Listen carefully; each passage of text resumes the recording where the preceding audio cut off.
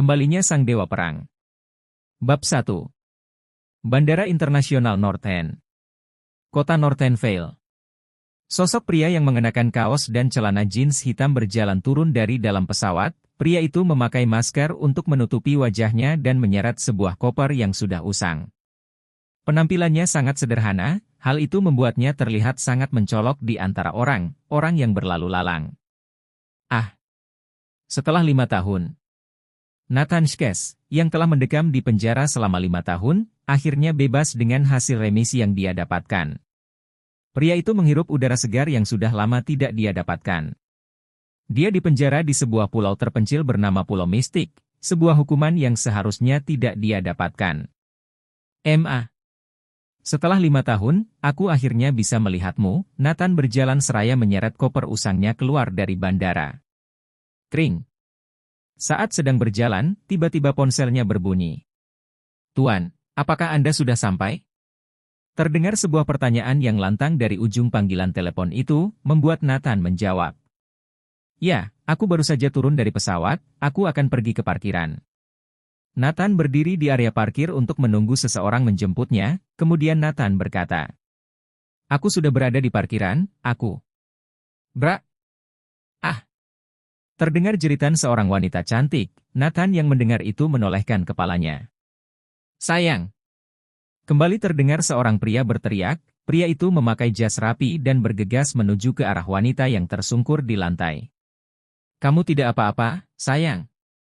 Lirihnya seraya membantu wanita itu berdiri. "Brengsek, apa kamu bodoh?" Teriak pria asing itu dengan kesal. Hal itu membuat orang-orang yang berlalu lalang mengalihkan pandangannya ke arah mereka. "Kalau berdiri itu jangan sembarangan. Ini area ramai pejalan kaki, tuh, lihat. Ada tempat duduk untuk area penjemputan." Maki pria itu dengan kesal, melihat wanitanya yang kesakitan, pria itu kembali berkata, "Minta maaf." Nathan tercengang saat mendengar ucapan pria itu. "Hah? Jelas-jelas wanita itu yang menabrakku, gak punya mata, apa?" Saat Nathan sedang bertanya-tanya hal yang membuatnya seakan-akan bersalah, dia mendengar orang-orang saling berbisik. "Bukankah pria itu ahli waris keluarga Forger, Marcel Forger?"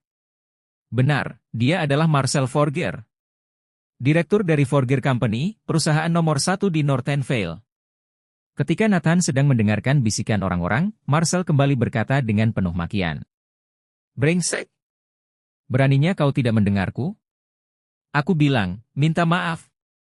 Wanita yang tersungkur itu mendengus dengan kesal saat melirik ke arah Nathan. "Dasar pria miskin. Sombong sekali, ya." Nathan menatap Marcel dengan datar, dia berkata. "Hah? Aku rasa kamu salah paham, jelas-jelas wanitamu yang menabrakku, untuk apa aku meminta maaf?" Dia kembali memalingkan wajahnya melihat mobil jemputannya, namun tidak juga datang.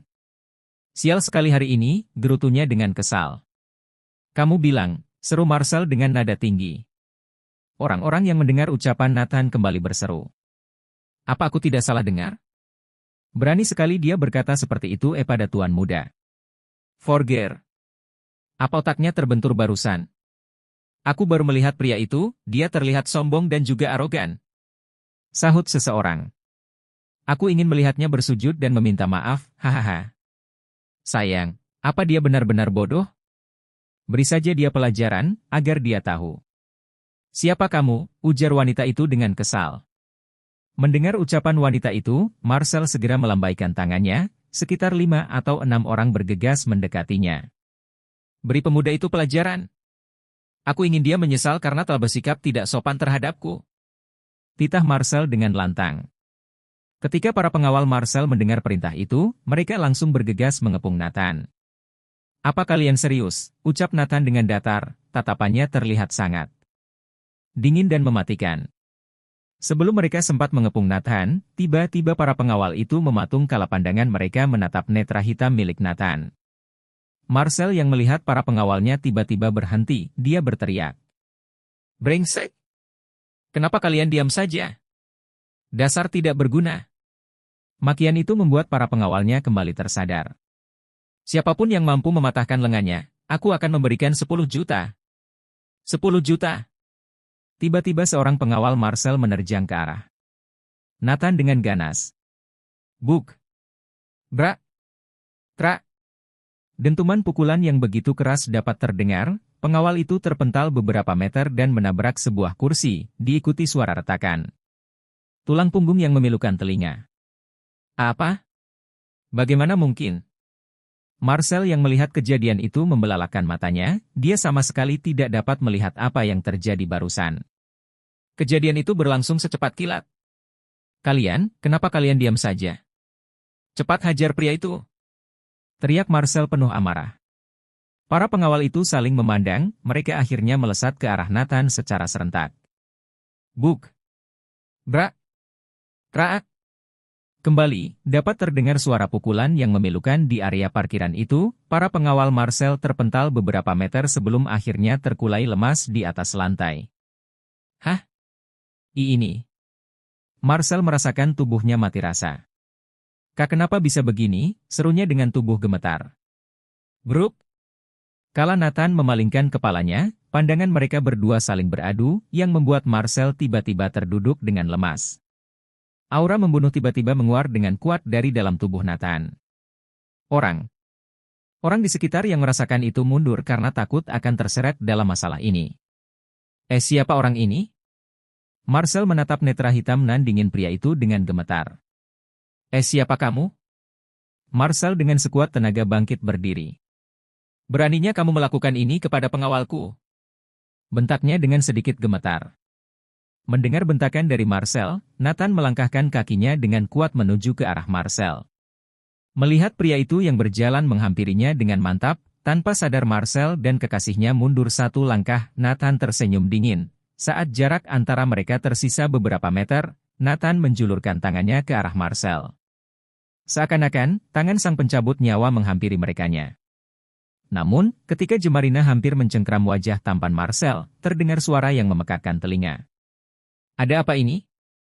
Nathan yang mendengar itu menghentikan tangannya di udara, pria itu memalingkan wajahnya ke arah suara tersebut. Terlihat, sosok pria yang tinggi besar dan gagah berjalan menghampiri mereka sembari membelah kerumunan orang-orang. Marcel yang melihat sosok pria itu langsung berlari sembari matanya berbinar. Bukankah itu Tuan Paul? Marcel tersenyum melihat sang dewa penyelamat datang menghampiri. Tuan Paul, sapa Marcel dengan sopan. Tolong, bantu aku. Paul? Bukankah dia seorang jenderal tingkat tinggi North End? Paul Courtney. Untuk apa sosok jenderal setingkat Paul datang kemari, bisik seseorang membicarakan Paul yang merupakan seorang panglima perang negara. North End. Aku yakin Tuan Forger mengenalnya, dia pasti akan membantunya. Sahut penonton lainnya. Dia melirik ke arah Nathan dan mendengus. Hidup pemuda itu sudah habis. Marcel segera mendengus dengan kesal. Tuan Paul. Beruntung sekali Anda datang. Pria itu entah berasal dari planet mana, dia telah memukuli pengawalku, bahkan dia ingin memukulku. Dia menunjuk ke arah Nathan dengan senyuman pik, tatapannya seakan penuh dengan kemenangan. Kamu harus memberinya pelajaran. Dia, satu. Plak. Tiba-tiba, sebuah tamparan yang sangat keras bergema di tempat itu, hal itu membuat Marcel terjatuh ke lantai dengan darah mengalir dari sudut bibirnya. Berani sekali kamu. Bentak Paul dengan suara menggelegar. Siapa kamu? Hanya seorang pewaris keluarga Forger, bukan, sahutnya dengan tatapan mengintimidasi. Berani sekali berbicara lancang terhadap Tuan Aceh? Apa? Paul menampar Tuan Forger. Apa yang terjadi? Siapa pria itu? Aceh? Aku baru mendengarnya. Orang-orang menatap Paul dengan tatapan terkejut, seiring keterkejutannya mereka mengalihkan pandangan terhadap Nathan. Tiba-tiba mereka melihat Paul membungkukkan kepalanya dengan sopan kepada Nathan. Hal itu membuat orang-orang yang melihat kejadian itu terkejut bukan main. Tuan Aceh. Maaf atas ketidaknyamanan ini, aku akan memberinya pelajaran kepadanya nanti, ujar Paul dengan sopan.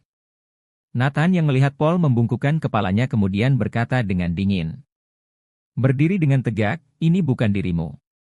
Setelah mengatakan itu, Nathan mengalihkan pandangannya yang dingin ke arah Marcel.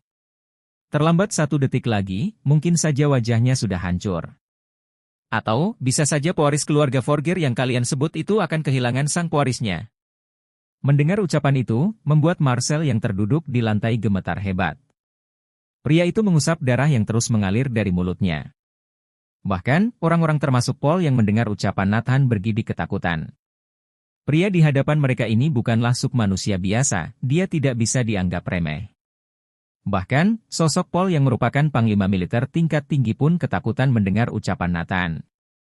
Maaf, Tuan Aceh, saya tidak mau mendengar basa-basi lagi. Nathan memotong ucapan Paul dengan suara yang dingin. Cukup. Ayo pergi. Mendengar ucapan yang begitu mendominasi, Paul langsung tertunduk. Baik. Lewat sini, Tuan. Mereka akhirnya meninggalkan area parkir menaiki sebuah mobil militer. Kepergian mereka membuat orang-orang yang masih terkejut itu terperangah. Siapa pria itu? Gumam Marcel yang masih terkejut dengan kejadian ini. Bahkan, Paul yang merupakan seorang panglima militer tingkat tinggi begitu menghormatinya.